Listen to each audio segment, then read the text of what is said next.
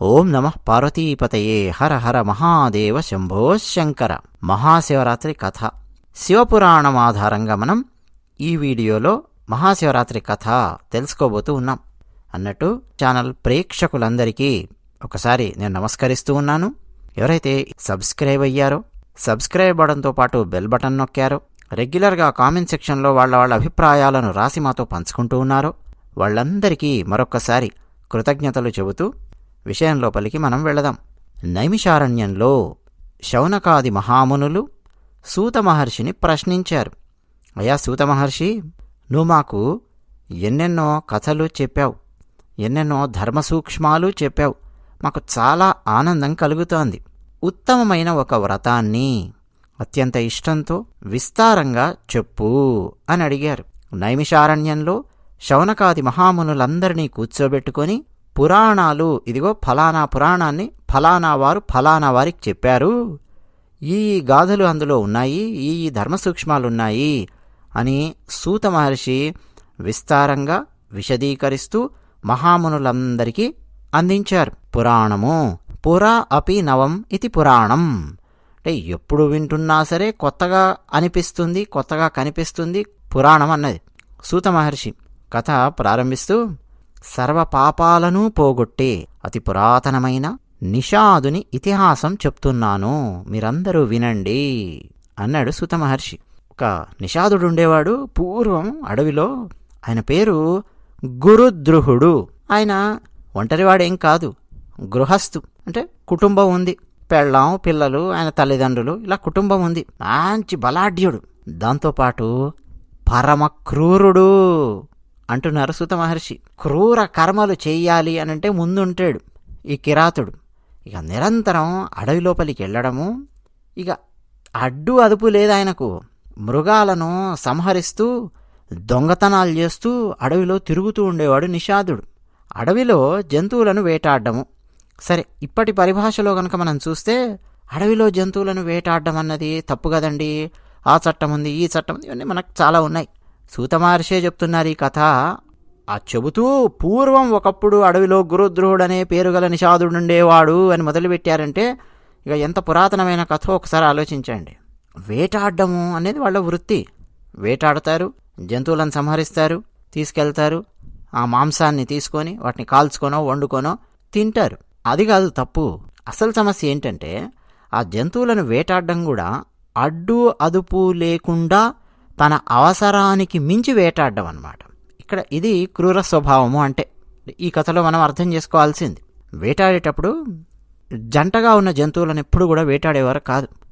మన భారతీయ సంస్కృతిలో ఉన్నటువంటి చెప్తున్నాను. వేటగాళ్ళు కావచ్చు, ఈ రాజులు కూడా మృగయా వినోదం అని చెప్పి వేటాడడానికి వెళ్ళేవాళ్ళు కదా. వీళ్ళందరికీ నియమాలు. ఆడ జంతువు మగ జంతువు కలిసి ఉన్నాయనుకోండి, ఒక పెంటి పోతు కలిసి ఉన్నాయి, శృంగారంలో ఉన్నాయి, వాటి మీద బాణం వేసేవారు కాదు. ఎందుకంటే చుట్టుపక్కల ఉన్న ప్రాంతాన్ని మొత్తం మరచిపోయి మైమరచిపోయి అవి ఆ క్రీడలో ఉంటాయి. ఆ సమయంలో వాటి మీద బాణం వేయడం అన్నది సరైన పద్ధతి కాదు. ఒక నియమం పెట్టుకునేవారు. అలాగే గర్భిణీగా ఉన్నటువంటి జంతువు మీద బాణం వేసేవారు కాదు, నియమం పెట్టుకున్నారు. అలాగే ఆ జంతువుకు ఏ కాలో విరిగిందనుకోండి, కుంటుతోంది, అది అంటే ఇబ్బంది పడుతోంది, లేదా అంగవైకల్యంతో ఉన్న జంతువులు కూడా ఉన్నాయనుకోండి, వాటి మీద బాణాలు వేసేవారు కాదు. ఇలాంటి నియమాలను పాటిస్తూ ఉండేవారు. అంతేకాదు, జంతువు కనిపించిందిరా అనగానే ఠక్ అని చెప్పి బాణం వేయడం అంటూ ఉండేది కాదు. జంతువుకు అర్థం చేయించేవారు. ఇదిగో నేనున్నాను, ఇక్కడ వేటగాడిని, వేటాడడం కోసం వచ్చాను, పరిగెత్తు, నువ్వు ఎంత పరిగెత్తావో పరిగెత్తు అని దానికి అర్థం చేయించి కొద్ది దూరం అది పరిగెత్తేలా చేసి, అంటే తప్పించుకోవడానికి కూడా దానికి ఒక అవకాశాన్ని ఇచ్చి, తప్పించుకుంటే తప్పించుకుంటుంది, తప్పించుకోకపోతే అప్పుడొచ్చి ఈయన బాణం పడుతుంది. అంటే ఈ విధంగా వేటాడుతూ ఉండేవారు. కనిపించింది కదా నక్కి నక్కి ధడేలు మనకి ఒక బాణం పడడము అలాంటిది ఉండేది కాదు. కాసేపు పరిగెత్తించి ఒకవేళ తప్పించుకొని వెళ్ళిపోయింది అనుకోండి, దాని ప్రారంధం ఆనందకరంగా జీవిస్తుంది. లేదు బాణం పడిందా అంతే మరణిస్తుంది. ఇలాంటి నియమాలు పాటిస్తూ వేటాడుతూ ఉండేవారు. పైగా ఈ నిషాదులు వేటాడేటప్పుడు ఎంత వేటాడాలి, తమ కుటుంబం ఎంత పెద్దది, తమ కుటుంబం కోసం తమ పక్కనున్నటువంటి కుటుంబం కోసం కూడా కలిపి వేటాడాలా, ఎలా పోనీ 5-6 కుటుంబాలు కలిసి వేటాడడం కోసం వచ్చాయా? ఎంత పెద్ద జంతువుని పట్టుకోవాలి? ఎంతమంది ఉన్నారు ఇళ్లల్లో? ఎన్ని రోజులకు ఆహారం కావాలి? ఎన్ని జంతువులు కావాలి? ఎలాంటి జంతువు కావాలి? ఇలాంటి లెక్కలన్నీ వేసుకొని దాన్ని బట్టి వేటాడేవాళ్ళు. వీళ్ళకి కావాల్సినంత ఆహారం దొరికిందనుకోండి, ఆ తర్వాత ఒక్క జంతువు మీద కూడా బాణం వేసేవారు కాదు. వీరు వేటాడి కావాల్సినన్ని ఆ జంతువుల యొక్క కళేబరాలను సేకరించి, ఆ మాంసాన్ని సేకరించి ఇళ్లకు వెళుతూ ఉన్నప్పుడు మధ్యలో వీళ్లకు వేరే వేరే జంతువులు తటస్థపడ్డాయనుకోండి, చూసి పక్క నుంచి వెళ్ళిపోయేవాళ్లే తప్ప వాటి మీద బాణాలు వేసేవారు కాదు. అంటే క్రూర స్వభావులు కాదు. వేటాడటం వాళ్ళ వృత్తి. అడవిలో ఉన్నారు, అడవి సంపద మీద ఆధారపడి జీవిస్తూ ఉన్నారు, వేటాడుతారు.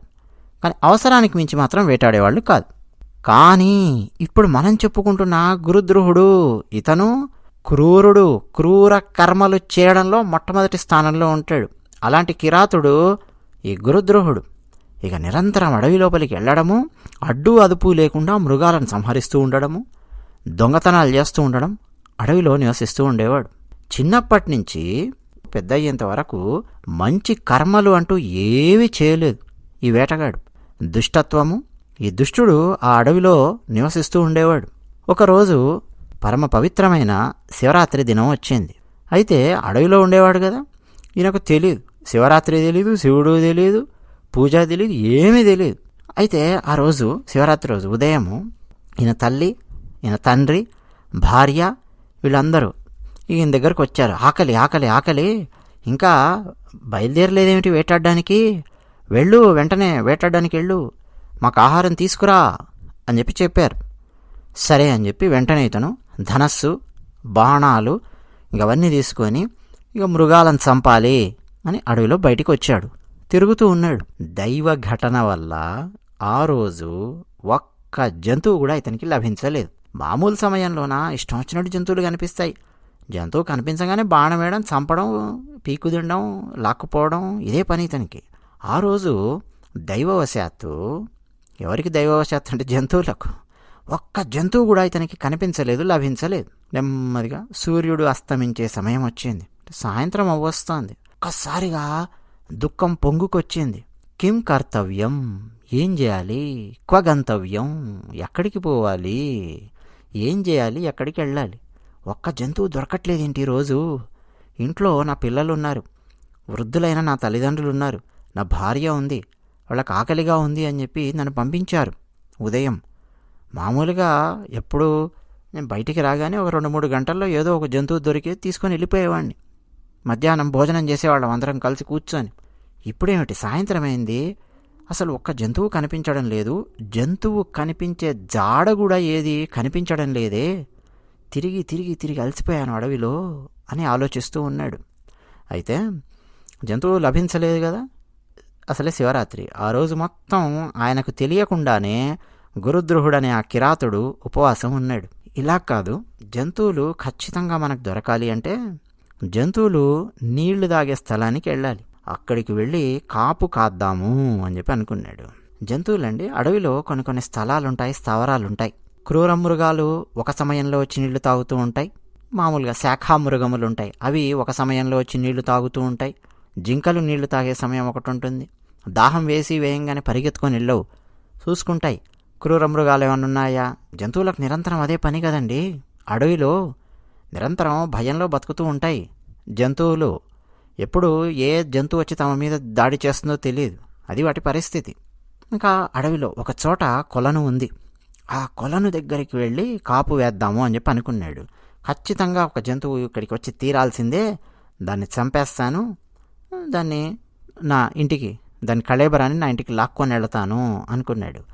ఎక్కడ ఉండాలి అని చెప్పి చూస్తే అక్కడ అతనికి ఒక మారేడు చెట్టు కనిపించింది, బిల్వ వృక్షము. ఆ మారేడు చెట్టు మీదకి ఎక్కాడు. చాలా గుబురుగా ఉన్నాయి కొమ్మలు. ఆ బిల్వ వృక్షం ఎక్కి కొమ్మల మధ్యలో అక్కడ దాక్కొని చూస్తూ ఉన్నాడు.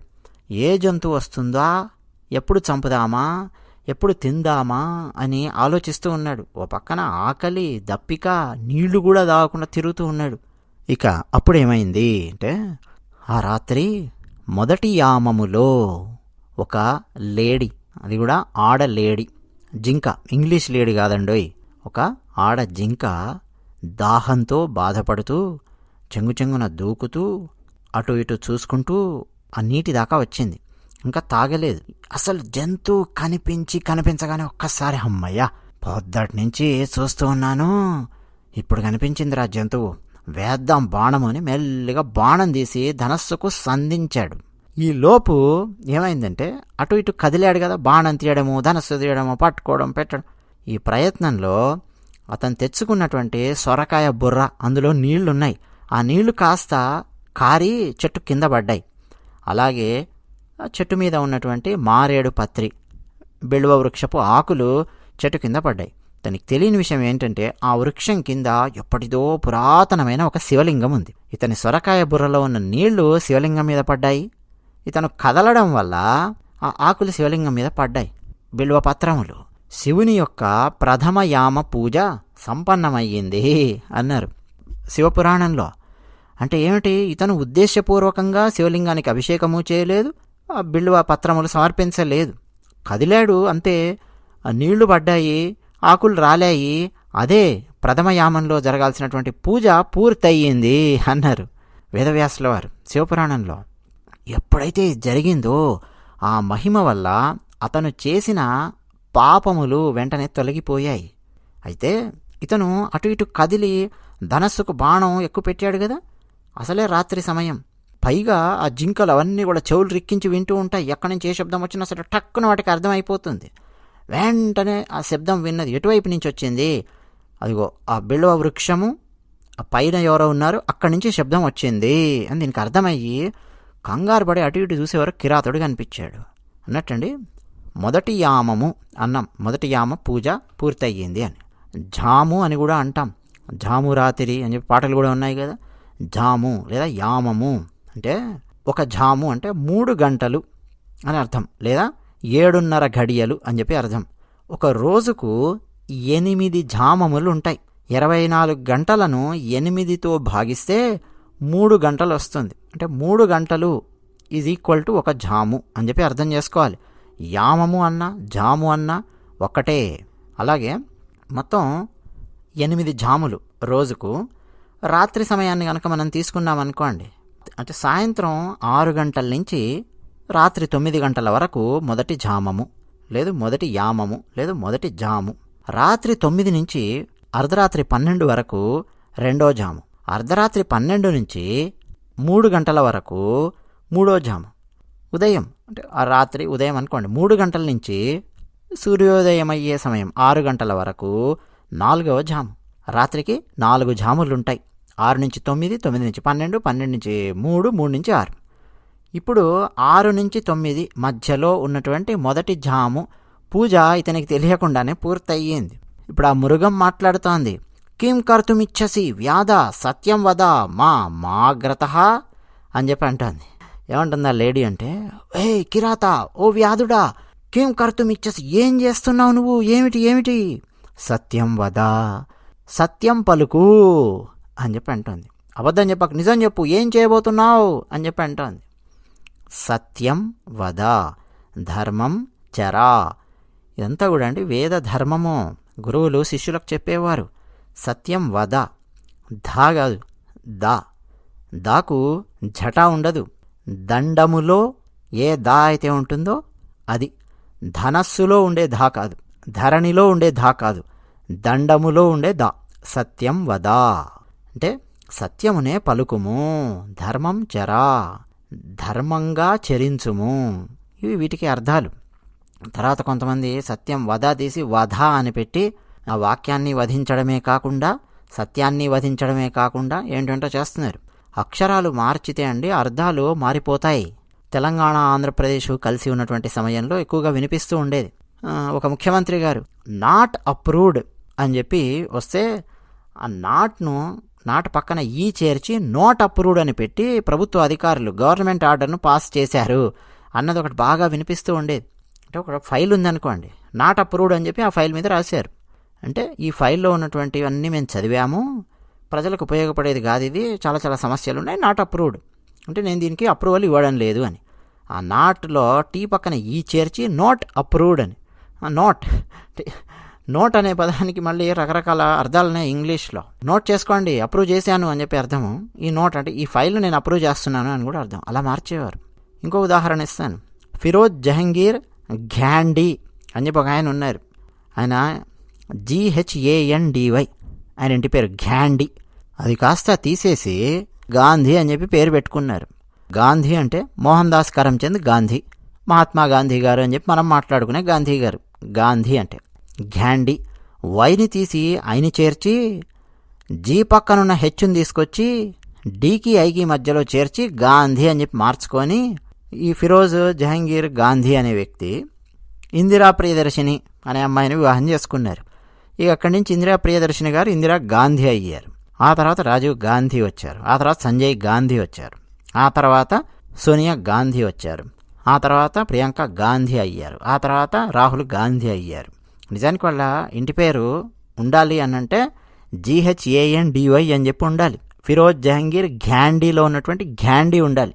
అలా కాకుండా గాంధీ గారి పేరు పెట్టారు చేర్చుకొని ఫిరోజ్. ఇక అక్కడి నుంచి చాలామంది ఊళ్ళల్లో కూడా ఇందిరమ్మ అనగానే ఇందిరాగాంధీ మన గాంధీ గారి మనవరాలే కదా అని చెప్పి అంటూ ఉండేవాళ్ళు. నిరక్షరాస్యత ఎక్కువగా ఉండేది మన దగ్గర. మహాత్మా గాంధీ గారు అనగానే పులకరిస్తూ ఉండేవాళ్ళు. గాంధీ గారి మీద ఉన్న ఆ గౌరవంతో ఈ కుటుంబంలో గాంధీ అని చెప్పి పేరు కనిపించగానే గాంధీ గారికే ఏదో ఓటేస్తున్నామో అన్నట్టు తన్మయత్వంతో పులకరించిపోతూ ఓట్లు కొడుతూ ఉండేవాళ్ళు. అట్లా మీరు ఎక్కువ శాతం మీరు గమనించండి, గాంధీ అని చెప్పి పేరు పెట్టుకున్నటువంటి వాళ్ళు ఒకే పార్టీ ఎక్కువ కాలము మన భారతదేశాన్ని ఏలడం మనం చూడొచ్చు. అంటే ఒక 2 అక్షరాలు అటు ఇటు మార్చారంతే, ఘాండీ నుంచి గాంధీ అని. లేడీ మాట్లాడింది విని ముందు ఆశ్చర్యపోయాడు, మానవ భాషలో మాట్లాడుతుంది ఏంటి అని. ఆశ్చర్యంతోనే సమాధానం ఇచ్చాడు. సమాధానం కూడా ఎలా ఇచ్చాడో చూడండి. నా కుటుంబం ఆకలితో అలమటిస్తోంది, నిన్ను చంపి నీ మాంసం తీసుకొని వెళ్ళి నేను వాళ్ళ ఆకలిని తగ్గిస్తాను, వాళ్ళను తృప్తిపరుస్తాను అని చెప్పి అన్నాడు. అంటే చూశారండి, తెలియకుండానే పూజ జరిగిపోయింది ఈయన వల్ల.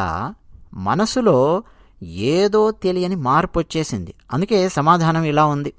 ఏమని? నా కుటుంబం ఆకలితో ఉంది, నిన్ను చంపి నేను వాళ్లకు తృప్తి కలిగిస్తాను అంటున్నాడు. అంతకుముందు కనుక ఏమని ఉండేవాడంటే, నిన్ను చంపడం నా ధర్మం, నా ఇష్టం, నేను చంపుతాను, నేను చంపడానికే నువ్వు ఉన్నావు ఇక్కడ, నేను తినడానికే నువ్వు పుట్టావు, నా ఇష్టం, నేను బాణం వేస్తాను, నువ్వే నన్ను అడిగేది, ఫట్ అని చెప్పి బాణం కొట్టుండేవాడేమో. కానీ తెలియకుండానే మొదటి జాములో పూజ జరిగిపోయింది. దాని వల్ల మనసులో ఒక మార్పు వచ్చేసింది, కొంత వచ్చింది మార్పు. అందుకని సమాధానం ఇస్తున్నాడు దానికి. నా కుటుంబం ఆకలితో ఉంది, నిన్ను చంపి నేను వాళ్లకు తృప్తి కలిగిస్తాను అంటున్నాడు. వెంటనే ఆ ఆడ జింక భయంతో వణికిపోయింది లోపల. అయ్యో ఇదేమి కర్మ, ఈ సమయంలో నీళ్లు తాగుదామని వస్తే ఇక్కడ కాపేసి కూర్చున్నాడు ఇతను, ఏం చేయాలి అని ఆలోచించి సమాధానం ఇచ్చింది. నా మాంసం వల్ల నీకు నీ కుటుంబానికి ఆనందం కలుగుతుంది అంటే తప్పకుండా నా శరీరానికి అంతకంటే పుణ్యం ఇంకేముంటుంది చెప్పు.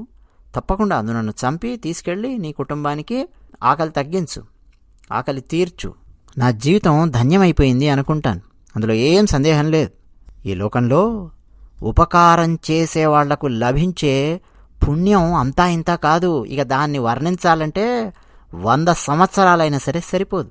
కానీ ఓ కిరాత, నాకు పిల్లలున్నారు, వాళ్ళందరూ ఇక్కడే దగ్గరలో ఒక ఆశ్రమంలో ఉన్నారు, చాలా దగ్గరలో ఉన్నారు. వాళ్లను నా చెల్లెలికి కానీ లేకపోతే నా భర్తకు కానీ అప్పగించి మళ్ళీ నేను వెనక్కి వస్తాను. నేను అబద్ధం చెప్పట్లేదు కిరాత, సత్యం చెప్తూ ఉన్నాను. నా పిల్లలను నా చెల్లెలికి లేదా నా భర్తకు అప్పగించి వెంటనే నేను నీ దగ్గరికి వస్తాను, ఏం సందేహించకు. ఈ భూమండలం అంతా సత్యం మీద ఆధారపడి ఉంది. సముద్రం కూడా సత్యం వల్లనే చెలియలి కట్ట దాటకుండా అలా ఉంది సముద్రం. ఈ భూమిని మొత్తం ముంచేయకుండా అలా ఉంది అంటే దానికి కారణం సత్యమే. సత్యం వల్లనే నీరు ప్రవహిస్తోంది. మొత్తం ఎన్ని ధర్మాలైనా ఉండని అవన్నీ సత్యాన్ని ఆశ్రయించుకొని ఉన్నాయి. అందువల్ల నేను సత్యం చెప్తున్నాను, సత్యం మీద నాకు ఎంత ప్రగాఢమైన విశ్వాసం ఉందో ఇగో నీకు ఇప్పుడు చెప్తూ ఉన్నాను. అందువల్ల నన్ను వదిలేయి, నేను వెళ్ళి నా పిల్లల దగ్గరికి వెళ్ళి వాళ్ళతో మాట్లాడి వాళ్ళని నా చెల్లెలకి లేదా నా భర్తకు అప్పగించి వస్తాను, ఇది చెప్తోంది. ఒకసారి ఆలోచిస్తే అండి, ఆ కిరాతునికి కూడా పిల్లలు ఉండొచ్చు కదా. అలాంటి చనిపోయే స్థితి ఓ కిరాత నీకు కూడా వస్తే చిట్ట చివరిసారి ఒకసారి నీ పిల్లలను చూడాలి అని చెప్పి అనుకుంటావా లేదా అని డైరెక్ట్గా అనలేదండి, ఇండైరెక్ట్గా అన్నట్టే ఉంది అక్కడ అర్థం. నాకు పిల్లలు ఉన్నారాయా, వాళ్ళని చూస్తాను, కలుస్తాను, వాళ్ళని అప్పగించొస్తాను అంటోంది కదా. ఇప్పుడు కిరాతుడు కూడా ఒక క్షణం ఆలోచించుకోవాలి. అరే మానవ భాషలో మాట్లాడుతోంది, పిల్లలు అంటోంది, నాకు పిల్లలు ఉన్నారు, నాకు కూడా ఈ అడవిలో దిక్కులేని చావో ఇలాంటి చావు వస్తే, ఇలాంటి పరిస్థితి వస్తే ఏమాత్రం అవకాశం ఉన్నా నా పిల్లలను ఒకసారి చూసుకుంటాను కదా. ఇలాంటి ఆలోచన కిరాతునిలో కలుగుతుందేమో అన్న ఆలోచన కూడా ఉంది ఈ ఆడలేడికి. పైగా అండి, నా చెల్లెలికి అప్పగించి వస్తాను అని చెప్పి కూడా అంది కదా. చెల్లెలు అంటే సవితి అని చెప్పి అర్థం ఇక్కడ. ఒక మగ జింకకు ఇద్దరు ఆడజింకలు జంట, అందులో ఒక జింక అన్నమాట ఇది. చెల్లెలు అంటే సవితి అని చెప్పి అర్థం చేసుకోవాలి. సవితి అనే పదం రాగానే గొడవ, పోట్లాటలు అని చెప్పి ధ్వనిస్తూ ఉంటుంది కానీ కాదు. అయితే ఆ లేడీ ఇంత చక్కగా చెప్పినా సరే కిరాతుడు ఒప్పుకోలేదు. నేను ఒప్పుకునే ప్రసక్తే లేదు అన్నట్టుగా చూశాడు. ఆశ్చర్యపోయింది. ఒక పక్క భయము ఆశ్చర్యము రెండూ మిళితమై ఉన్నటువంటి స్వరంతో చెప్తోంది జింక. ఓ కిరాత, నేను ఒకవేళ నా ఇంటికి వెళ్ళి నీ దగ్గరికి రాకపోతే అని ఒక శబదం చేయబోతోంది ఈ జింక. రామాయణంలో అండి లక్ష్మణుడు ఎన్ని బాణాలేసినా సరే ఆ ఇంద్రజిత్తు చావడు. ఎన్నెన్ని అస్త్రాలు ఎంత భయానకమైన యుద్ధమో వాల్మీకి రామాయణంలో.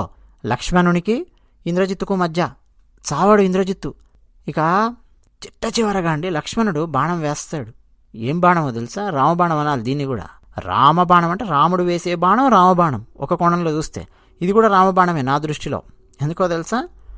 ధర్మాత్మా సత్యసంధశ్చ రామో దాశరథిర్యది పౌరుషే చ అప్రతిద్వంద్వ తదైనం జహి రావణిం. బాణం వేస్తాడు. ఇంద్రజిత్తు నేల కూలుతాడు, మరణిస్తాడు. ఏంటో తెలుసా? మా రాముడే గనక ధర్మపరుడు అయితే, సత్యసంధుడు అయితే, ఎదురులేని మహావీరుడే గనక అయితే ఈ బాణం వెళ్ళి ఇంద్రజిత్తును కూల్చిపారేయాలి. ఈ బాణం దెబ్బకు ఇంద్రజిత్తు నేల కూలుతాడు అని బాణం వేస్తాడు. ఇప్పుడు ఇంద్రజిత్తును చంపింది ఎవరు? చూస్తే లక్ష్మణుడే. టెక్నికల్గా చూస్తే, సాంకేతికంగా చూస్తే లక్ష్మణుడే బాణం వేసింది.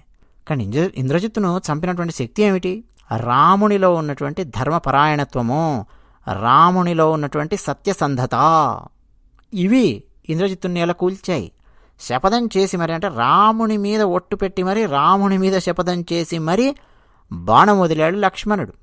అంటే ఒకవేళ లక్ష్మణుడు వదిలినటువంటి బాణం కనుక ఇంద్రజిత్తుని చంపకపోతే దాని అర్థం ఏంటి? రాముడు ధర్మపరుడు కానట్టే, రాముడు సత్యసంధుడు కానట్టే. కానీ వాడు చనిపోయాడు ఇంద్రజిత్తు. అంటే దాని అర్థం ఏంటి? ఎన్నెన్ని అస్త్రాలు వేసినా సరే నేల కూలన్నటువంటి వాడు నేల కూలాడు అని అంటే రామునిలో ఉన్నటువంటి ధర్మపరాయణత్వము, సత్యసంధత ఏ స్థాయిలో ఉన్నాయో మనం ఇక్కడ అర్థం చేసుకోవచ్చు.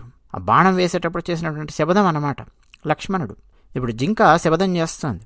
నేను ఇంటికి వెళ్ళి మళ్ళీ వెనక్కి రాని పక్షంలో 3 కాలాలలో సంధ్యావందనాన్ని వదిలేసి వేదాన్ని అమ్ముకొని బతికే బ్రాహ్మణుడు ఎలాంటి నరకానికి వెళతాడో, ఎలాంటి పాపాన్ని పొందుతాడో అలాంటి పాపాన్ని పొందుతాను నేను వెనక్కి రాకపోతే అంది. అంటే త్రికాల సంధ్యావందనం చేస్తూ ఉండేవాళ్ళు కదా. వేదాన్ని అమ్ముకొని జీవించొద్దండి ఎప్పుడు కూడా. బ్రాహ్మణులు వేదాన్ని అమ్ముకొని జీవించేవాళ్ళు ఉంటారు. ఇంత దారుణంగా ఉంటుంది కలియుగము అని పద్మపురాణంలో ఉంటుంది, మనకు భాగవతంలో ఉంటుంది. ఇలాంటి వాళ్ళు రాబోతున్నారు భవిష్యత్తులో అని. అంటే సంధ్యావందనాన్ని వదిలేసి వేదాన్ని నమ్ముకొని బతికే బ్రాహ్మణుడు ఎలాంటి పాపాన్ని పొందుతాడో అలాంటి పాపాన్ని పొందుతాను.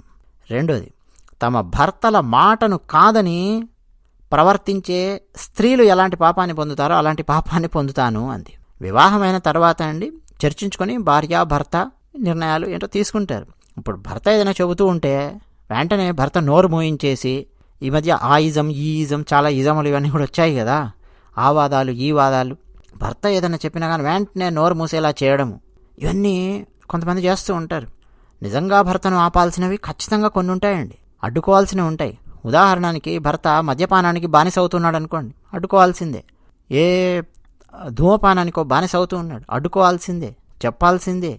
వ్యసనాల బారిన పడుతున్నాడు, చెప్పాల్సిందే. కానీ భర్త ఏదైనా ఇంట్లో చిన్న చిన్న నిర్ణయాలు ఏదైనా తీసుకుంటున్నాడు అనుకోండి, ఏదైనా చెప్పాడు అనుకోండి, లేదు తన ఆత్మగౌరవానికి సంబంధించిన విషయాలు ఏదైనా చెప్పాడు అనుకోండి, వద్దు ఫలానా చేయొద్దు, ఫలానా చేస్తే బాగుంటుంది, మన కుటుంబానికి మంచిది, ఏదో చెప్పాడు, వెంటనే భర్త మాటను కాదని వ్యవహరించడం, ఇలాంటి వారు ఎలాంటి పాపాన్ని పొందుతారో అని చెప్పింది. మరో శబదం చేసింది, చేసిన ఉపకారాన్ని మరిచేవాడు ఎలాంటి పాపాన్ని పొందుతాడో, అలాగే శివుని యందు భక్తి లేనివాడు, అలాగే ద్రోహం చేసేవాడు, ధర్మాన్ని ఉల్లంఘించేవాడు, విశ్వాసఘాతకుడు, మోసగాడు, ఇట్లా ఒక్కొక్కరు చెప్పుకుంటూ వచ్చింది ఎలాంటి పాపాన్ని పొందుతారో. నేను అలాంటి పాపాన్ని పొందుతాను వెనక్కి గనక రాకపోతే అని ఇలా ఎన్నెన్నో శబదాలు చేస్తూ అక్కడే నిలబడింది. అప్పట్లో అంటే అంటే అంటే మదర్ ప్రామిస్సు, అమ్మతోడు, నాన్నతోడు, గాడ్ ప్రామిస్సు ఇలా ఎవరు అనేవారు కాదండి. ఒక శబదం చేయడం అంటే దైవాన్ని మధ్యలోకి తీసుకురాకపోయినా సరే దైవం ఈ శబదానికి సాక్ష్యము అన్నట్టుగా శబదం చేస్తూ ఉండేవారు. పదే పదే ప్రతి పనికిమాలిన దానికి శబదాలు చేస్తూ ఉండేవాళ్ళు కాదు.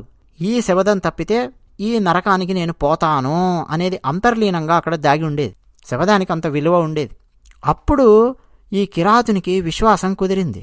ఆహా, ఇన్ని శబదాలు చేసింది, సత్యం గురించి మాట్లాడింది, ధర్మం గురించి మాట్లాడింది, కాబట్టి పాపభీతి ఉంది ఈ జింకకు, సరే ఇంటికెళ్ళు అని చెప్పి అన్నాడు. అంటే వెళ్ళి మళ్ళీ వెనక్కి వస్తుంది ఈ జింక అన్న నమ్మకం కలిగింది కిరాతునిలో. ఇక ఇప్పుడు ఆనందంతో అసలు ఎందుకు వచ్చింది అక్కడికి? నీళ్లు తాగడానికి కదా. నీళ్లు దాగి ప్రశాంతంగా తన నివాస స్థానానికి వెళ్ళిపోయింది.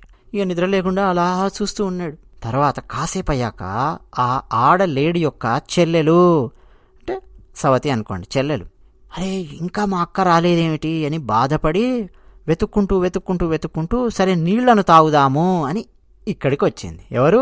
ఈ వెళ్ళిపోయినటువంటి జింక యొక్క చెల్లెలు. అరే ఇంకేదో జింకొచ్చిందే అని ఈ కిరాతుడు బాణం ఎక్కువ పెడదామని మళ్ళా ప్రయత్నాలు చేస్తున్నాడు. మళ్ళీ ఇంతకు ముందులాగానే ఇప్పుడు కూడా ఇతనికే తెలియకుండా ఇతని సొరకాయ బుర్రలో ఉన్న నీళ్లు చెట్టు కింద ఉన్న శివలింగం మీద పడ్డాయి. ఆ చెట్టుకున్న మారేడు పత్రి శివలింగం మీద పడింది.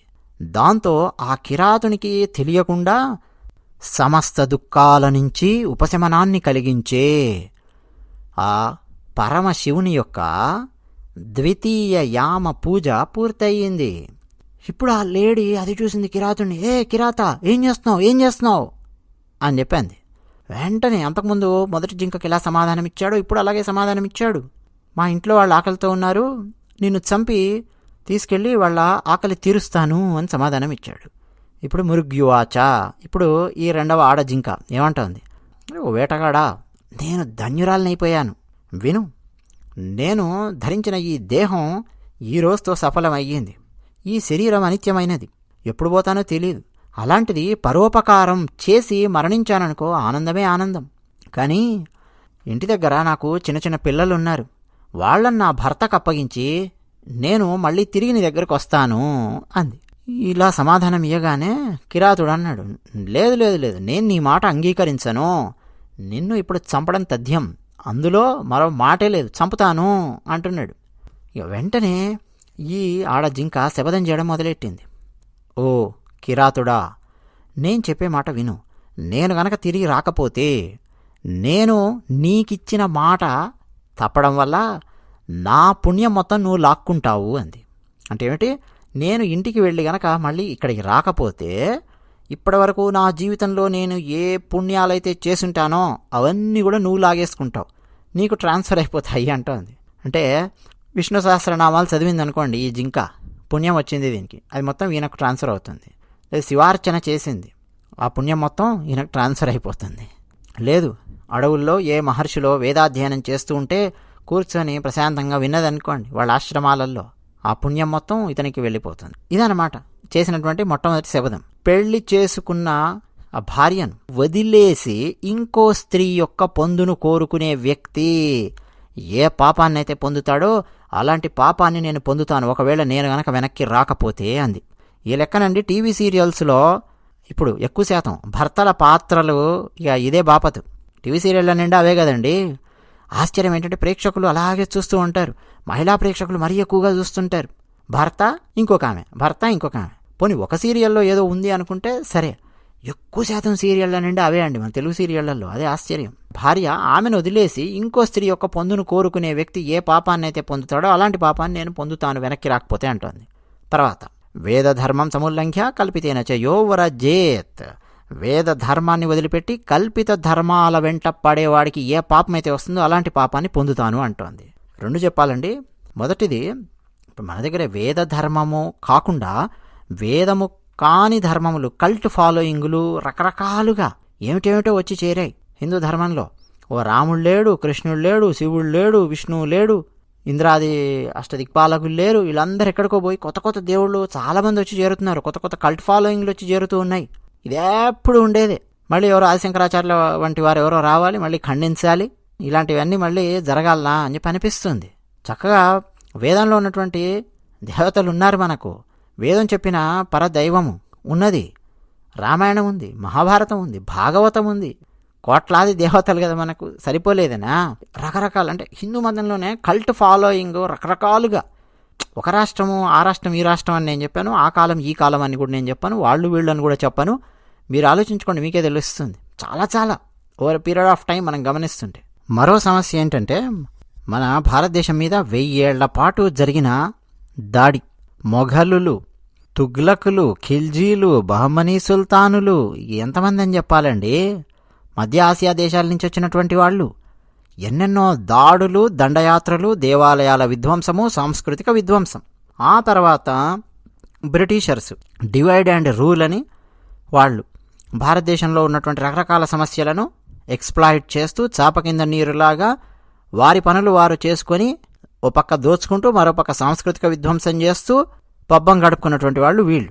పోనీ మనకు స్వాతంత్రం వచ్చింది కదా, ఆ తర్వాత అయినా సరే దేశాన్ని అప్పటి వరకు దోచిన బందిపోట్లు మన ఇల్లు మొత్తం పిచ్చి పిచ్చిగా చేసి వెళ్ళిపోయారు కదా, కాస్త బందిపోట్లు వెళ్ళిపోయారు కాబట్టి ఇల్లు మనం చక్కబెట్టుకుందాము అని అనుకుంటే కుర్చీ మీదకి మన తొలి ప్రధాని అని చెప్పి ఒకరిని తీసుకొచ్చి కూర్చోబెట్టారు. వారు నాస్తికులు. వారు నాస్తికులు అన్నటువంటి విషయం నాస్తికులందరికీ పక్కా తెలుసండి. వాళ్ళకి చక్కటి క్లారిటీ ఉంది. భారతదేశంలో ఉన్న భారతీయ సనాతన ధర్మానికి చెందినటువంటి వాళ్ళకి మాత్రం క్లారిటీ లేదు. మన భారతదేశం యొక్క మొట్టమొదటి ప్రధాని గురించి మాట్లాడుతున్నాను. పేరు వద్దులేండి, తెలుసు కదా మీకు పేరు. ఎర్రచొక్కా భావాలు ఉన్నటువంటి దేశాలతో దోస్తీలు, సోషలిజం పేరు మీద తిరుగుతూ ఉండేవారు నాస్తికులు. వారు ద డిస్కవరీ ఆఫ్ ఇండియా అని చెప్పి వారు పుస్తకం రాశారు. అందులో సుస్పష్టంగా రాశారు, వారు నాస్తికులు అన్నటువంటి విషయం రాశారు. అయోధ్య రామాలయం మొఘలులు ధ్వంసం చేసి వెళ్ళారు. తిరిగి దాన్ని కట్టుకుందాం.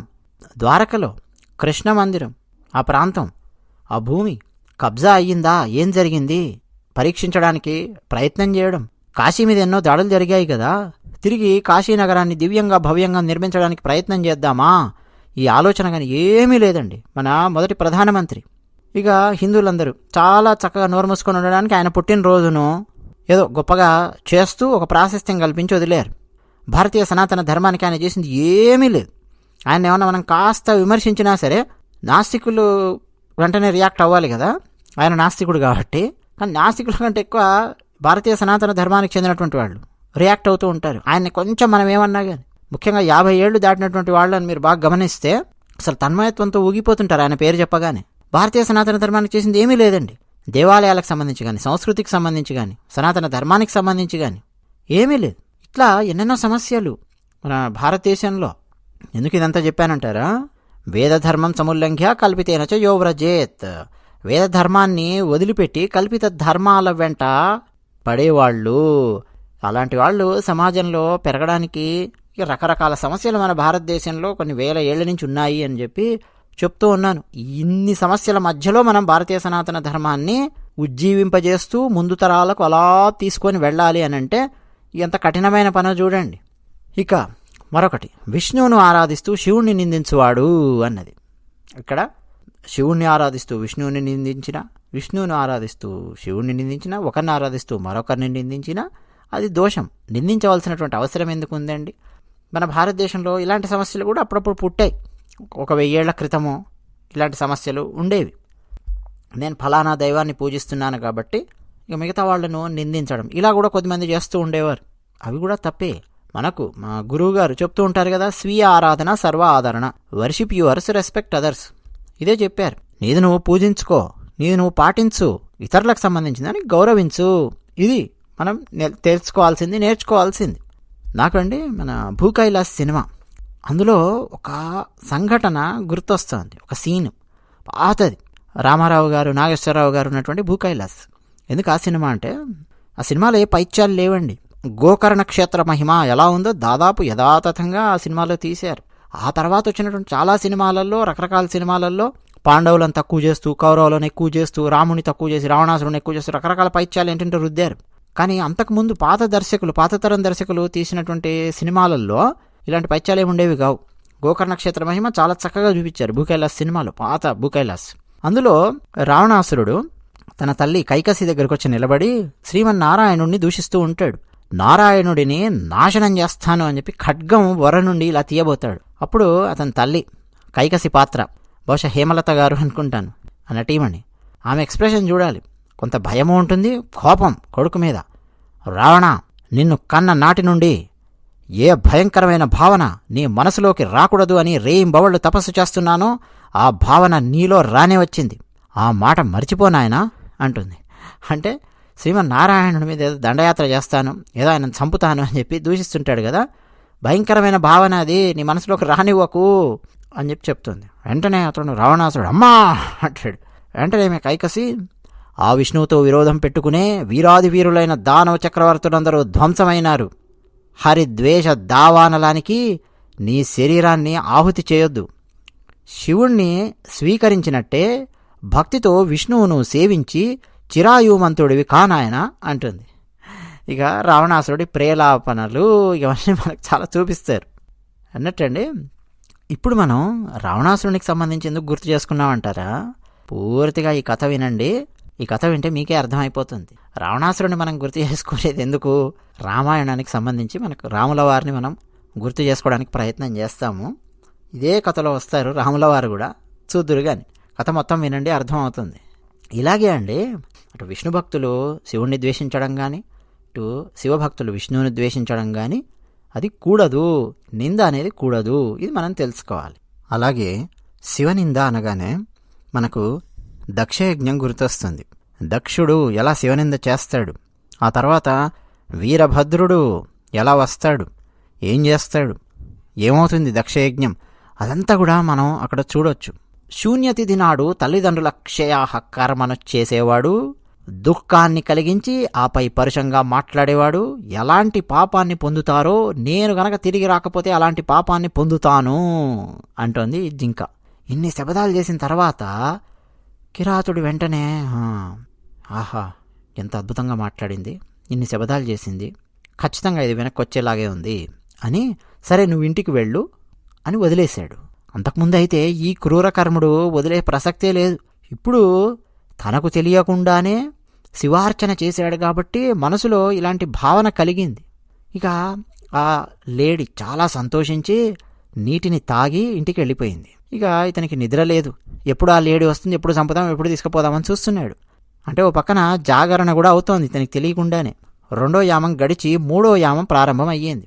అబ్బా ఆలస్యం అవుతోంది, ఇంకా రావడం లేదే అని చూస్తున్నాడు. ఈ 3వ యామంలో నీళ్లు తాగుదాము అని ఒక లేడీ ఇటువైపు వస్తోంది.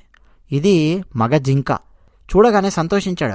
మంచి బలిసిన మృగము, మగ జింక, మాంసం కూడా బాగా ఉన్నట్టుంది, దీన్ని చంపి తీసుకుపోవచ్చు అని చెప్పి అనుకొని ధనస్సుకు బాణాన్ని ఎక్కుబెడదాము, సంధిద్దాము అని సిద్ధపడుతూ ఉన్నాడు.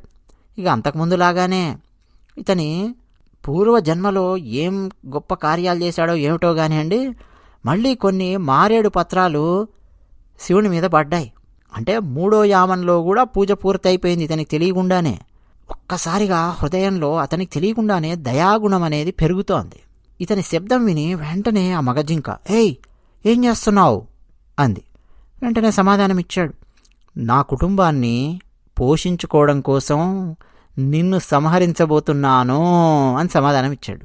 వెంటనే ఆ మృగం విని సంతోషంతో సమాధానం ఇచ్చింది, నేను ధన్యుణ్ణైపోయాను, బలిసిన నా శరీరంతో నువ్వు నీ కుటుంబం తృప్తి పడతారు. ఎవని శరీరమైతే పరోపకారం కోసం వినియోగించబడదో వాని శరీరం సర్వనాశనమైనట్టే. ఎవని శరీరం పరోపకారార్థం వినియోగింపబడుతుందో అది ఆ శరీరము ధన్యమైనట్టే. ఎవరైతే తనకు సామర్థ్యం ఉన్నా సరే పరోపకారం చేయకుండా ఉంటారో వాడి సామర్థ్యం వ్యర్థమైపోతుంది, వాడు మరణించిన తర్వాత నరకానికి పోతాడు. కానీ కిరాతుడా, నాకు చిన్న పిల్లలున్నారు, ఆ పిల్లలను తల్లికి అప్పగించి, అంటే నా భార్యకు అప్పగించి అందరినీ ఓదార్చి నేను వెనక్కి వస్తాను అంది. వెంటనే కిరాతుడు ఆశ్చర్యంగా ఇలా చూశాడు. అంటే అప్పటికే అతనిలో పాపాలన్నీ నశించాయి, మనసు ప్రశాంతంగా ఉంది, పరిశుద్ధంగా ఉంది. అయితే అన్నాడు, ఇక్కడికొచ్చిన మృగాలన్నీ నువ్వు చెప్పినట్టుగానే చెప్పాయి, వెళ్ళాయి, ఆ మృగాలు నన్ను మోసం చేశాయి, ఎంతవరకు రాలేదు. నువ్వు కూడా ఇప్పుడు నీకు కష్టం కలగగానే, అంటే నా బాణం వచ్చి పడుతుంది అన్న విషయం నీకు అర్థం కాగానే నన్ను మోసం చేయాలని చెప్పి నువ్వు ప్రయత్నం చేస్తున్నావు. ఏం జింక, నేనెలా బతకాలి? మీరందరూ ఇలా మోసం చేస్తూ ఉంటే, చెప్పి వెళ్ళిపోతూ ఉంటే నేనెలా బతకాలి అన్నాడు. ఇప్పుడు జింక అంటోంది, నేను చెప్పే మాట విను, అబద్ధం చెప్పడం లేదు. ఈ బ్రహ్మాండం, ఇందులో తిరిగేవి ఉన్నాయి, తిరగనివి ఉన్నాయి, స్థావరములు ఉన్నాయి, జంగమములు ఉన్నాయి. ఈ బ్రహ్మాండము ఎంత పెద్దదైనప్పటికీ సత్యమునందు ప్రతిష్ఠితమై ఉన్నది. ఈ బ్రహ్మాండము అసత్యం పలికే వాణి యొక్క పుణ్యం ఒక్క క్షణకాలంలో నాశనమైపోతుంది. ఓ కిరాత, నేను సత్యప్రతిజ్ఞ చేస్తున్నాను, విను, శపథం చేస్తున్నాను. సంధ్యాకాలంలో మైథునము ఆచరించేవాడు ఏ పాపం పొందుతాడో ఆ పాపాన్ని నేను పొందుతాను వెనక్కి రాకపోతే అంది. సంధ్యాకాలంలో శృంగారంలో పాల్గొనుట, శృంగార కార్యకలాపాలలో ఉండుట. ఇతర పురాణాలలో కూడా మనకి దీనికి సంబంధించింది ఉంది. హిరణ్యాక్షుడు, హిరణ్యకశపుడు వీళ్ళు ఎలా పుట్టారు అన్నది ఒకసారి మనం చూస్తే మనకు అర్థమైపోతుంది. సాయం సంధ్యా సమయంలో వీళ్ళ తల్లిదండ్రులు, అంటే అసుర సంధ్యా సమయంలో వీళ్ళ తల్లిదండ్రులు శృంగారంలో పాల్గొన్నారు. ఆ తర్వాత హిరణ్యాక్షుడు, హిరణ్యకశపుడు జన్మించారు, రాక్షసులు అయ్యారు. అదంతా వేరే కథ. అంటే సంధ్యాకాలంలో ఆ విధంగా ప్రవర్తించినటువంటి వాడు ఎలాంటి పాపాన్ని పొందుతాడో అలాంటి పాపాన్ని పొందుతాను అని జింక అంటోంది, ఒకవేళ వెనక్కి రాకపోతే. రెండోది, శివరాత్రి నాడు భుజించినవాడు అంది. శివరాత్రి అంటే ఉపవాసం చేస్తాం అన్నట్టండి. ఇటువంటివి కొన్ని ధర్మములు పురాణాలలో వచ్చినప్పుడు కొంచెం జాగ్రత్తగా వినాలి మీరు. ఎందుకంటే వృద్ధులు ఉంటారు, డయాబెటీస్, బీపీలు, హృద్రోగాలు, రకరకాల అనారోగ్యాలు, సమస్యలు ఉంటాయి కదా.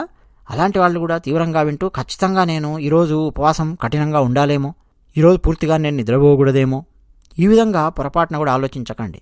ఆరోగ్యం బాగుందా లేదా అన్నది చూసుకోండి. మనకు భగవద్గీతలో శ్రీకృష్ణ పరమాత్మ సాధకుని లక్షణాలు ఎలా ఉండాలి, ఉపవాసం ఎలా చేయాలి, దానికి సంబంధించి చాలా చాలా లోతైన విషయాలను అందించి మనల్ని తరింపజేశారు కృష్ణ పరమాత్మ. అందుకని ఉపవాసం చేసేటప్పుడు కూడా ఎలా చేయాలి, ఏమిటి అనేది మీ ఇంట్లో ఉన్న పెద్దవాళ్ళని కూడా అడిగి తెలుసుకుంటూ ఉండండి. ఒక పక్క నాకు డయాబెటీస్ ఉందండి, సరైన సమయానికి ఆహారం గనక పడకపోతే శరీరంలో రకరకాల మార్పులు వస్తాయి, సమస్య వస్తుంది, కళ్ళు తిరిగినట్టు అవుతుంది అన్నారనుకోండి.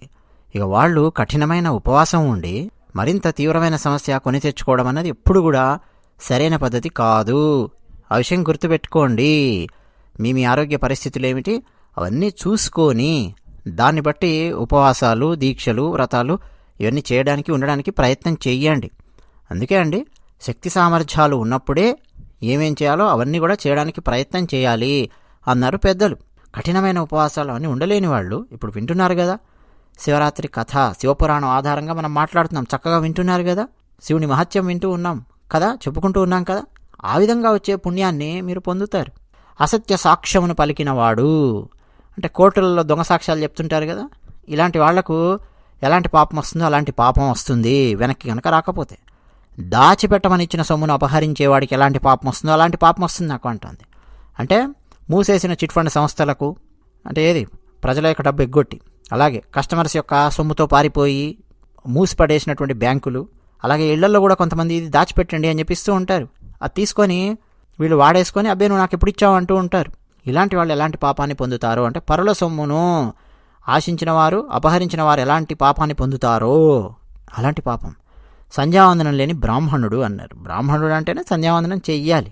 సంధ్యావందనం లేని బ్రాహ్మణునికి ఎలాంటి పాపం వస్తుందో అలాగే శివనామం ఉచ్చరించని నోరుకు ఎలాంటి పాపం వస్తుందో. భగవన్నామ స్మరణ అనేది చాలా కీలకం. చాలా సందర్భాలలో మనం మాట్లాడుకుంటూ ఉంటాం. కొద్దిమంది అయితే భగవన్నామ స్మరణ వాళ్ళ పిల్లల పేర్ల ద్వారా చేస్తుంటారు. పిల్లలకు చాలా చక్కగా భగవంతుని పేర్లు పెడుతూ ఉంటారు. మన ఇతిహాసాలలో, పురాణాలలో భగవన్నామాన్ని సూచించే ఎన్నో గొప్ప గొప్ప పేర్లు ఉంటాయి.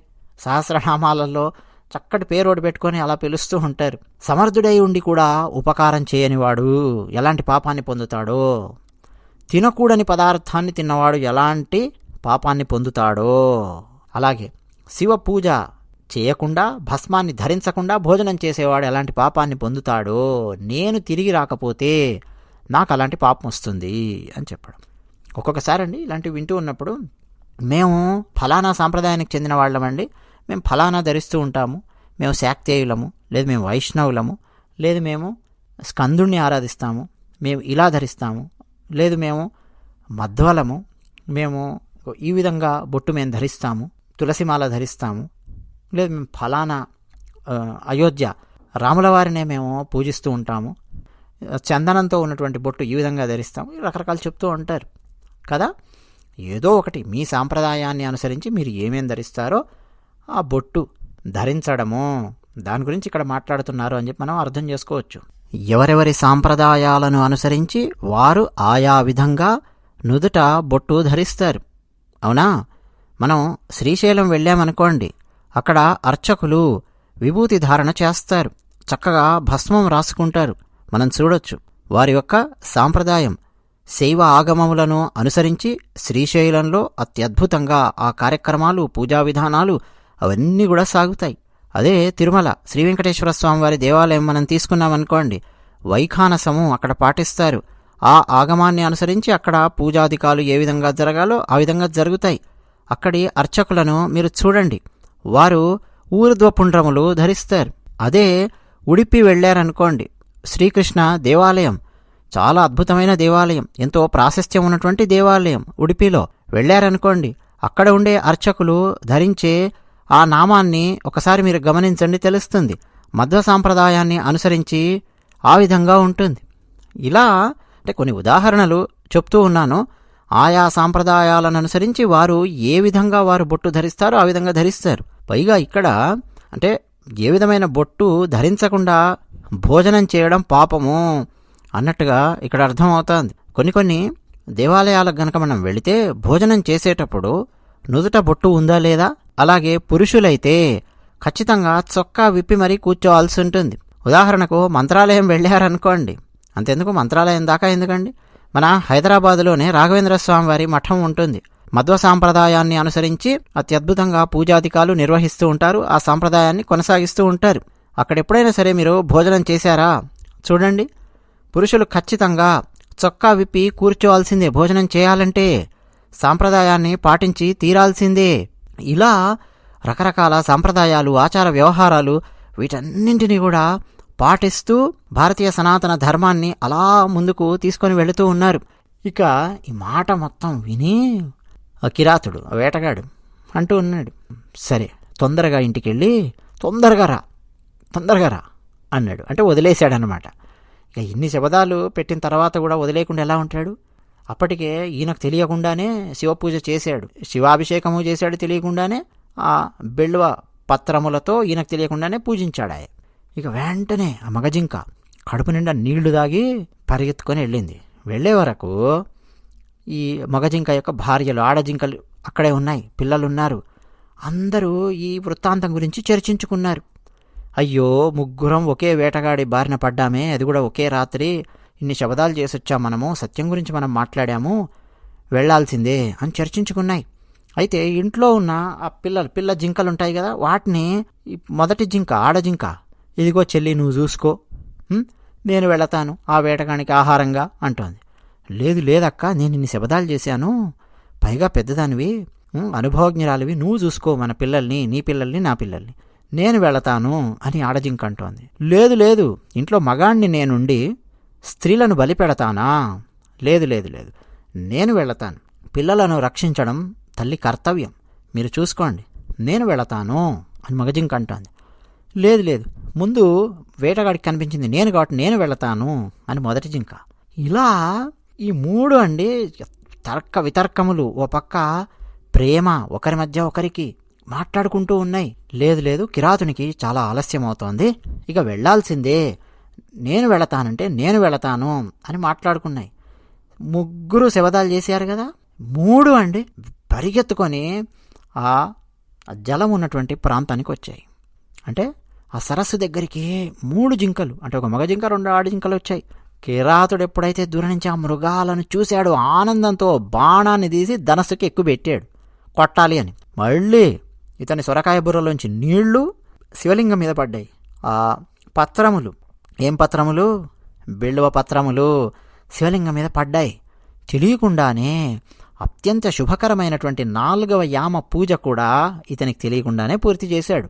వెంటనే అండి ఇతని పాపాలన్నీ ఒక క్షణంలో మొత్తం భస్మం అయిపోయాయి, బూడిదైపోయాయి. అంటే ఎదురుగా 2 ఆడజింకలు, ఒక మగజింక. అవి చెప్తూ ఉన్నాయి, ఓ కిరాతుడా, వేయి బాణం, చూస్తున్నావేమిటి? వెంటనే బాణం వేసి మా దేహాలను సాధకం చెయ్యి, చంపేయి, మమ్మల్ని తీసుకెళ్ళు, నీ ఇంట్లో వాళ్ళకి పెట్టు అని 3 జింకలు పలుకుతూ ఉంటే ఆశ్చర్యపోయి అలా చూస్తున్నాడు. శివుణ్ణి పూజించిన ప్రభావం వల్ల జ్ఞానం వచ్చేసింది. ఒక్కసారిగా జ్ఞానం మేల్కొనగానే, చిచి, పరోపకారం కోసం మరణించడానికి ఈ 3 జింకలు వచ్చాయి. నేను మనిషిలా పుట్టాను, మనిషి జన్మ పొంది నేను సాధించింది ఏమిటి? ఏ ప్రాణి కనిపిస్తే ఆ ప్రాణిని సంహరించి వాటి దేహాలను నా పొట్టలో వేసుకున్నాను. చీచి, ఇదా నా జీవితం? ఇన్ని రోజులు ఎన్ని పాపాలు చేసి నా కుటుంబాన్ని పోషించుకున్నాను. అరే, ఇన్ని పాపాలు చేసిన నాకు ఏం గతి పట్టబోతోందో. మృగాలివి మాటిచ్చాయి, వాటికి చావు వస్తుందని తెలుసు. చావు కంటే భయంకరమైనది ఏముంటుంది జీవికి? తెలిసి కూడా ఇక్కడికి వచ్చాయి. నేను మనిషిని. చీచి, ఏం జీవితం నాది! ఎంత దారుణమైన జీవితం నాది. పుట్టినప్పటి నుంచి ఇప్పటి వరకు ఎన్ని పాపాలు నేను చేశాను. దొంగతనాలు చేశాను, ప్రాణులను చంపి తిన్నాను. ఇప్పుడు ఆలోచిస్తుంటే నాకు అర్థమవుతోంది, సత్యం కోసం చావడానికి కూడా సిద్ధమయ్యాయి ఇవి. నేను వేరే జంతువులు వీటన్నిటిని చంపి తిని బతికినటువంటి వాడిని నేను, అడ్డు అదుపు లేకుండా అని. ఇది జ్ఞానం. ఈ జ్ఞానం వచ్చి సమాపన్నో బాణం సంహారయం సదా. బాణాన్ని ఉపసంహరించాడు, వెనక్కి తీసుకున్నాడు. ఇక బాణం వేయడం లేదు అన్నాడు. ఒక వాక్యం అన్నాడండి, చూడండి. గమ్యతాం చ మృగశ్రేష్ఠ ధన్యాస్త ఇది చాబ్రవీత్. ఓ శ్రేష్టమైన మృగములారా, ధన్యజీవులు మీరు, సత్యం కోసం నిలబడ్డారు. వెళ్ళండి, ఆనందంగా జీవించండి, వెళ్ళండి అన్నాడు. ఈ మాట అన్నాడో లేదో, ఈ మాట కోసం ఎదురు చూస్తున్నాడు పరమశివుడు. అన్నాడో లేదో ఈ కిరాతుడు వెంటనే ఇత్యుక్తే చ తదా తేన ప్రసన్న శంకరస్తదా పూజితం చ స్వరూపం హి దర్శయామాస సమ్మతం. పరమశివుడు అక్కడ ప్రత్యక్షమయ్యాడు. శివలింగం ఉన్నది అక్కడ ప్రత్యక్షమయ్యాడు. ఎలా ప్రత్యక్షమయ్యాడు మనకు అర్థం కావాలి కదా. శివలింగమే కనిపించిందా అంటే కాదు. అందరికీ అభీష్టాలు నెరవేర్చే తన రూపం ఎలా ఉంటుందో అలాంటి రూపంతో పరమశివుడు అక్కడ ప్రత్యక్షం అయ్యాడు. శంకరుడు ఎలా ఉన్నాడు? ధమరుకము, త్రిశూలము, శిరస్సు మీద గంగా, మెడలో వాసుకి, సర్ప ఆభరణములు, తెల్లగా ఉంటాడు పరమశివుడు. ఎదురుగా ప్రత్యక్షం అయ్యాడు. ఒక్కసారి ఈ మృగములు, కిరాతుడు పరమశివుణ్ణి చూసి ఆశ్చర్యపోయారు. అలా ఇక నిశ్చేష్టులైపోయి అసలు ఏం జరిగింది ఇప్పుడు అన్నట్టుగా చూస్తారే అలా చూస్తూ ఉన్నారు. అంటే బాణం ఉపసంహరించగానే ప్రత్యక్షం అవ్వలేదండి శంకరుడు. బాణం ఉపసంహరించిన తర్వాత కూడా ఏం చేస్తాడో తెలియదు కదా. వెళ్ళండి అని వదిలేశాడు మృగాలను. ఇతను కిరాతుడు నోట్లోంచి వచ్చింది. ఆ మాటకి ఎంత విలువ ఉన్నదో చూడండి. నేను మనసులో అనుకున్నానండి అంటే కుదరదండి. చాలా సందర్భాలలో కామెంట్ సెక్షన్లో కామెంట్స్ రాయండి అని చెప్పి నేను చాలా సందర్భాల్లో చెప్తుంటాను. కామెంట్ సెక్షన్లో మీరు ఎవరెవరైతే కామెంట్స్ రాస్తూ ఉంటారో వాళ్ళు మాత్రమే ఈ వీడియోస్ చూసినట్టుగా నేను లెక్కేసుకుంటాను. 1000 మంది చూసారా, 5000 మంది చూసారా, 10,000 మంది చూసారా నాకు అనవసరం. 50 మంది కామెంట్ సెక్షన్లో కామెంట్స్ రాశారా, ఆ 50 మంది మాత్రమే చూసినట్టుగా నేను లెక్క వేసుకోవడం జరుగుతుంది. అంత కీలకం మాట అన్నది. మాట అన్నాడో లేదో ఇక మీరు వెళ్ళండి, ఓ శ్రేష్ఠ మృగములారా మీరు ధన్యులు, వెళ్ళండి అన్నాడో లేదో ఆ వాక్యం వెంటనే పరమశివుడు అక్కడ ప్రత్యక్షం అయ్యాడు. అందరికీ అభీష్టాలు నెరవేర్చే తన రూపంతో అక్కడికి వచ్చాడు. వచ్చి సంస్పృశ్య పరమశివుడు ఎంత ప్రీతితో ఆ కిరాతుని యొక్క దేహాన్ని అలా స్పృశించాడు, పట్టుకున్నాడు. ఇక ఆ కిరాతుని పరిస్థితి ఎలా ఉంటుందో చూడండి. పరమశివుడు అంటున్నాడు, ఓ కిరాత, నువ్వు ఈరోజు వ్రతం చేసావు, నీకు తెలియపోవచ్చు, నువ్వు ఈరోజు వ్రతం చేసావు.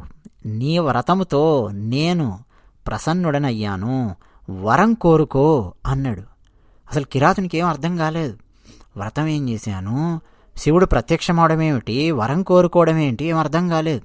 వెంటనే ఆ కిరాతుడు శివుణ్ణి అలా చూసి, నాకు లభించాల్సిందంతా లభించింది ప్రభు పరమశివ అని శివుని పాదాల మీద అలా పడిపోయాడు. ఏం అడగలో కూడా అర్థం కాలేదు. శివుని పాదాల మీద అలా వాలిపోయాడు. శివుడు ప్రసన్నుడై, లేనాయనా అన్నాడు. లేచి నిలబడ్డాడు. నాయనా, నీకు ఒక పేరు పెడుతున్నాను నేను. ఏమిటో తెలుసా? గుహుడు అని పేరు పెడుతున్నాను. నీకు దివ్యమైన వరాలను నేను నీకు అనుగ్రహిస్తూ ఉన్నాను. అవి ఎలాంటి వరాలు, ఏమిటి, ఏం జరుగుతుందనేది నీ జీవితంలో నువ్వు చూస్తావు. ఏం మంచి జరుగుతుందో నీకు. నాయనా విను, ఈ జన్మలో నీకు అభిష్టాలైన దివ్య భోగాలన్నీ కూడా నువ్వు అనుభవిస్తావు. ఆ తర్వాత ముందు ముందు జన్మలు వస్తాయి కదా, రాబోయే జన్మలో అత్యంత శ్రేష్టమైన శృంగబేరపురము అనే ఒక ప్రాంతం, అడవిలో ఉండేటటువంటి ప్రాంతమే శృంగబేరపురము. అది నీకు రాజధాని అవుతుంది. దేవతలతో కూడా కొనియాడదగినటువంటి నీ గొప్ప వంశము, ఆపదలు అనేవి ఏమీ లేకుండా అలా అలా వృద్ధి చెందుతూ ఉంటుంది. ఆ తర్వాత ఓ కిరాత, భవిష్యత్తులో శ్రీరాముడు నిశ్చయంగా, సందేహం లేదు ఇందులో, నీ ఇంటికి రాబోతూ ఉన్నాడు శ్రీరాముడు. ఎప్పుడు? భవిష్యత్తులో రాబోయే జన్మలలో శృంగబేరపురము అది నీకు రాజధాని అవుతుంది. నువ్వు పాలిస్తూ ఉంటావు. నీ పేరు గుహుడు అని ఉంటుంది. నీ ఇంటికి శ్రీరాముడు వస్తాడు. నా భక్తులతో స్నేహం చేయడము అంటే శ్రీరాముడికి చాలా ఇష్టం. నీతో కూడా స్నేహం చేస్తాడు. నిన్ను స్నేహితునిగా స్వీకరిస్తాడు. నా సేవయందు ఎంతో ఆసక్తి ఉన్నటువంటి మనస్సు కలిగిన నీవు అత్యంత దుర్లభమైన మోక్షాన్ని అప్పుడు పొందుతావు. ఎప్పుడు? శ్రీరాముడు నీ దగ్గరికి వచ్చిన తర్వాత, ఆయన నీతో మైత్రి చేసిన తర్వాత రామదర్శనం నీకు లభిస్తుంది, రామ మైత్రి నీకు లభిస్తుంది. అప్పుడు నువ్వు అత్యంత దుర్లభమైన మోక్షాన్ని నువ్వు పొందుతావు అని పరమశివుడు చెప్పాడు. అలా ఆశ్చర్యపోయి చూస్తూ ఉన్నాడు. మళ్ళీ మళ్ళీ నమస్కరించాడు ఇతను.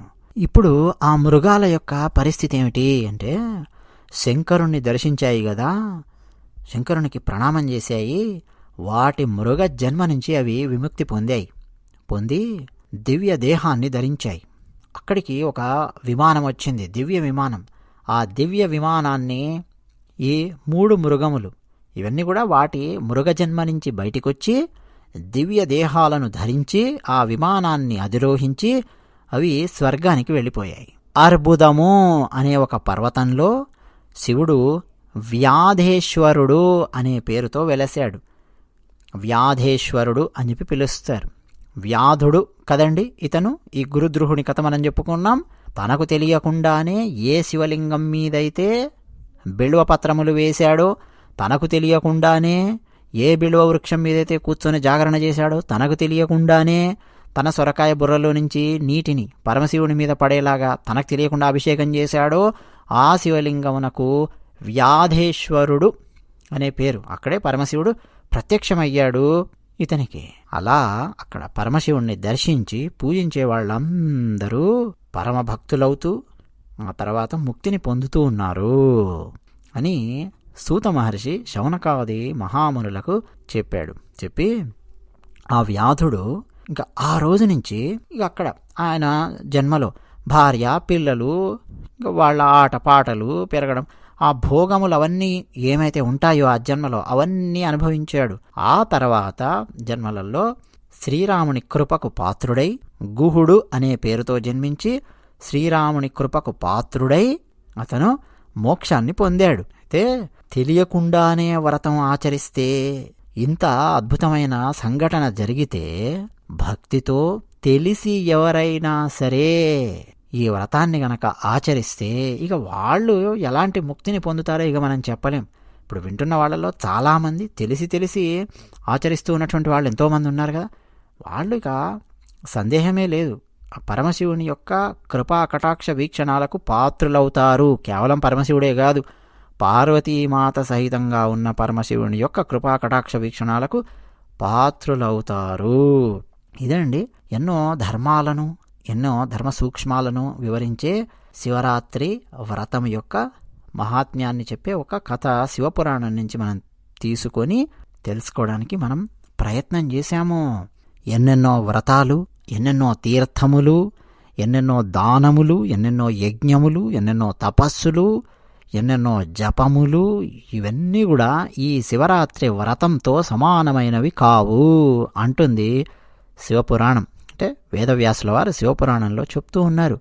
కాబట్టి హితాన్ని కోరే మానవులందరికీ మిక్కిలి శుభకరమైనటువంటి వ్రతం ఇది. దివ్యమైనది, భవ్యమైనది, భక్తిని, దాని ద్వారా ముక్తిని మనకు అనుగ్రహించే శివరాత్రి వ్రతము. దీన్ని మనం ఆచరించాలి.